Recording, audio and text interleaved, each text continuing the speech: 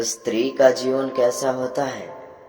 स्त्री जन्म से किसी की पुत्री, धर्म से किसी की पत्नी और कर्म से किसी की माता। यही छवि है हमारे मन में एक स्त्री की, है ना?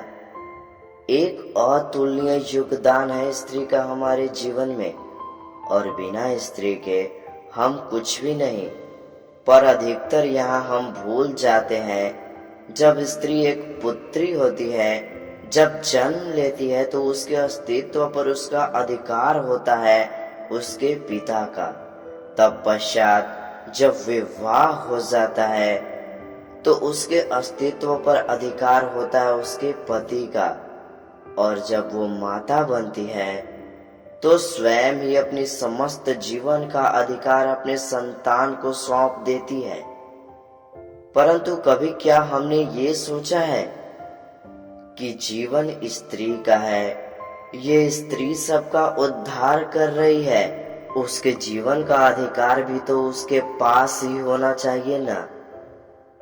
वो स्वयं की जीवन की निर्णय स्वयं ले सकती है, स्वयं अपना भाग्य रच सकती है, और ये करने के लिए हमें स्वयं को बदलना होगा, सोच को बदलना होगा, क्योंकि ये सोच आज या कल की नहीं है, ये वर्षों से चलती आ रही है और वर्षों तक चलेगी यदि हमने इसे नहीं बदला।